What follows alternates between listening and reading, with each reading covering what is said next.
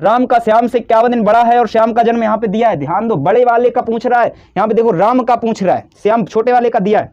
तो यहाँ पे शेष कितना आ जाएगा 51/7। शेष तो भाई मेरे 2 ही है।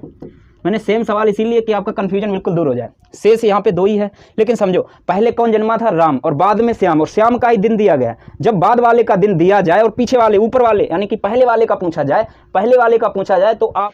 हेलो साथियों, स्वागत है आपका हमारे चैनल पर। साथियों, कैलेंडर का ये पार्ट 4 है। साथियों, मैं 3 पार्ट पहले से बनाकर अपलोड कर चुका हूँ। आप लोग एक बार हमारी प्लेलिस्ट चेक कर लो, वहाँ पर सारे पार्ट मिल जाएंगे और आप पूरा चैप्टर कंप्लीट कर सकते हो।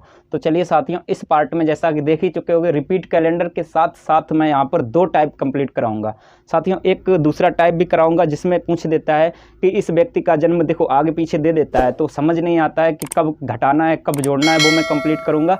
इसके अलावा आपको रिपीटेड कैलेंडर से भी क्वेश्चन पूछ लिया जाता है, वो भी मैं सवाल भी कराऊंगा और कंप्लीट भी करूंगा। ठीक है, सबसे पहले आप देख लो यहाँ पे कैसे सवाल आपका बनेगा। देखिए, जैसे सवाल पूछ दिया, मान लो 2017 का कैलेंडर कब रिपीट होगा। आपको क्या करना है कि अंतिम 2 अंक जो हैं इनमें आपको 4 से भाग देना है। ठीक है, लीप वर्ष पता करनी है, यानी कि 4 से भाग दे दो सीधा सा।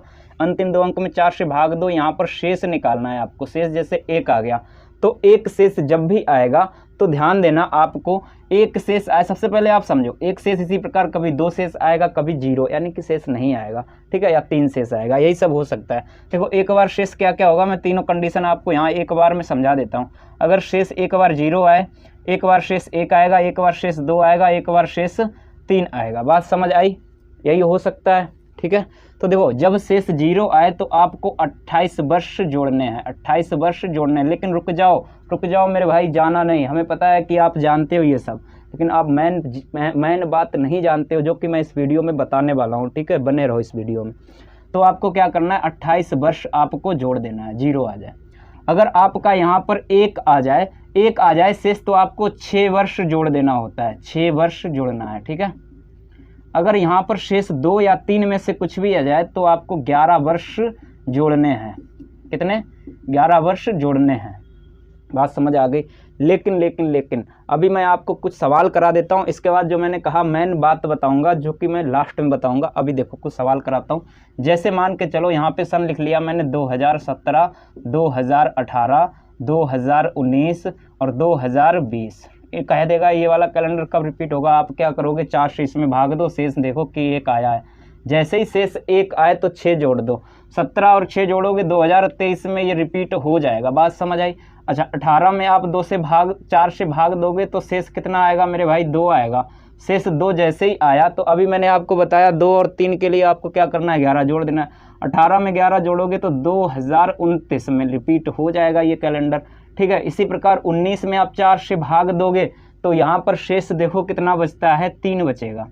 3 शेष के लिए मैंने बोला 11 जोड़ दो। 19 में 11 जोड़ोगे तो 2030 को ये कैलेंडर रिपीट हो जाएगा। अगर आपको बात की जाए, इसमें अगर 4 से भाग दो, पूरा कट जाएगा 20, है ना। तो इसमें 28 जोड़ना पड़ेगा, कितना हो जाएगा? 2048। कितना हो जाएगा? 2048। लिखने में साथियों हमसे बहुत गलती होती है, हम क्या करें, 2048 हो जाएगा, 48 में रिपीट होगा। अच्छा, इसके बाद अब मेन बात पे आते हैं। अगर मान के चलो मैंने सवाल दे दिया, आप ये बताओ 1872 का कैलेंडर कब रिपीट होगा। बताओ भाई, आप क्या करोगे? 72 में आप 4 से भाग दो, जोड़ोगे, दे दोगे और देखोगे कि शेष 0 आया, तुरंत इसमें 28 वर्ष जोड़ोगे और 28 वर्ष जोड़ोगे जैसे ही तो ये निकल के आएगा 1900 वर्ष, 1900 आ जाएगा। लेकिन समझो आप यहाँ पे, ये देखो आप क्या था, ये लीप वर्ष था और जो आप बता रहे हो वो तो साधारण वर्ष है। कैसे कैलेंडर रिपीट होगा बताओ? यहाँ पर तो 1 दिन कम होता है, सॉरी 1 दिन यहाँ एक्स्ट्रा होता है, यहाँ 1 दिन कम होता है, तो कैसे आप कह सकते हो कैलेंडर रिपीट हो रहा है? बात समझ आई? तो इसे आपको कैसे याद रखना है, ध्यान दो। जब भी कभी भी ऐसी कंडीशन हो कि जोड़ने के बाद ये लीप वर्ष ना बने तो उसमें 12 और जोड़ देना होता है, यानी कि 28 जोड़ रहे थे, 12 और जोड़े यानी 40 वर्ष जोड़ देते हैं। बात समझ आई? जब भी शताब्दी चेंज हो जाए और लीप वर्ष के अलावा दूसरी अपने आप ऑटोमेटिक हो जाएगी, वो इस प्रकार का कंडीशन होगी, तो आप उसमें क्या करोगे, 40 वर्ष जोड़ देना। जैसे यहाँ पे 28 या फिर 40, आपको मैंने बता दिया है कि 40 कब जोड़ना है। इसी प्रकार से आपको इसमें भी याद रखना है। इसमें भी जब शताब्दी चेंज होगी तो इसमें आपको 6 के अलावा 12 वर्ष जोड़ना पड़ेगा। कितना? 12 वर्ष जोड़ना पड़ेगा। जैसे एग्जाम्पल में मान लो सवाल दे देता हूँ कि मान लो कि मैंने सवाल दे दिया 1997 का वर्ष कब रिपीट होगा। ठीक है। 1997 में आप 4 से भाग दो, शेष 1 आएगा। लेकिन अब आपका शेष 1 आया, 1 के लिए आप क्या करोगे, 6 जोड़ोगे, 6 जोड़ा इसमें 2003 आ गया। तो ध्यान दो वहाँ पे आंसर 2003 नहीं लगाना, आपका गलत हो सकता है, ठीक है। क्यों? क्योंकि ये शताब्दी चेंज हो गई है। शताब्दी जब भी चेंज होगी तो आप 12 वर्ष जोड़ देना। इसमें अब आप देखो, ये 97 में 12 जोड़ो या फिर 2003 में 6 जोड़ दो। 6 इसमें जोड़ोगे कितना आएगा, 2009 आपका आंसर हो जाएगा, ठीक है भाई। तो मुझे लगता है रिपीटेड कैलेंडर में जो कुछ है वो मैंने सारा कुछ कंप्लीट कर दिया है, बात समझ आई। अच्छा, इसके अलावा एक टाइप जो बनता है, मैंने आपको पहले ही बताया था, उसके बारे में आपको बताते हैं, ठीक है। तो चलिए साथियों, यहाँ पे आप देख लीजिए, यहाँ पे 2 सवाल मैंने लिखे हैं। दोनों सवालों में आपको कुछ अंतर दिख रहा है या नहीं दिख रहा है, ध्यान से देखो। इसमें बहुत सारे स्टूडेंट मैंने देखा है कंफ्यूज रहते हैं, क्योंकि मैं ऑफलाइन कोचिंग पढ़ाता हूँ, तो बहुत सारे जो पुराने स्टूडेंट हैं वो कंफ्यूज रहते हैं इसमें, समझ रहे हो। मैं आपको एकदम कंप्लीट कराता हूँ। देखो, राम श्याम से 51 दिन बड़ा है, राम का जन्म सोम को हुआ है, तो श्याम का जन्म कब हुआ है, ठीक है। इसमें अंतर देखो, राम श्याम से 51 दिन बड़ा है, श्याम का जन्म सोम को हुआ, तो राम का जन्म कब हुआ। यहाँ पे ध्यान दो, यहाँ पे राम का जन्म सोम को दिया गया था, यहाँ पे श्याम का जन्म सोम दिन को दिया गया है, ठीक है। तो पूछ रहा है किसका किसका, अब आप समझो। यहाँ पे ध्यान दो, जब यहाँ पे राम बड़ा है कि नहीं बड़ा है, राम बड़ा है श्याम से कितना, 51 दिन। सबसे पहली बात तो 51 में आप 7 से भाग दोगे तो शेष निकालो, 2 निकल के आया। शेष कितना निकल के आया मेरे भाई, 2 निकल के आया। अब देखो, राम का जन्म सोम को हुआ, यानी कि पहले राम है, राम भाई बड़ा था ना, राम पहले हुआ, पहले वाले का दिन दिया गया है, बाद वाले का पूछा गया है। तो आपको क्या करना है, पहले का दिया जाए, बाद का पूछा जाए, शेष को जोड़ देना है। शेष कितना आया, 2 आप सोम में जोड़ दो, सोम में 2 जोड़ दो तो आंसर हो जाएगा यहाँ पर बुधवार। क्या हो जाएगा, बुधवार।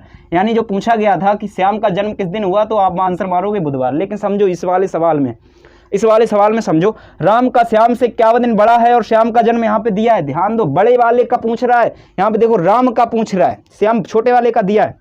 तो यहाँ पे शेष कितना आ जाएगा, 51/7। शेष तो भाई मेरे 2 ही है। मैंने सेम सवाल इसीलिए कि आपका कंफ्यूजन बिल्कुल दूर हो जाए। शेष यहाँ पे 2 ही है। लेकिन समझो, पहले कौन जन्मा था, राम, और बाद में श्याम, और श्याम का ही दिन दिया गया। जब बाद वाले का दिन दिया जाए और पीछे वाले, ऊपर वाले, यानी कि पहले वाले का पूछा जाए, तो आपको ये जो शेष आता है उसे घटा देना होता है, शेष को घटा देना होता है। यानी दिन क्या था, सोमवार तो था, सोम में 2 घटाओगे यानी शनिवार। आंसर क्या मारोगे, शनिवार यहाँ पे मारोगे।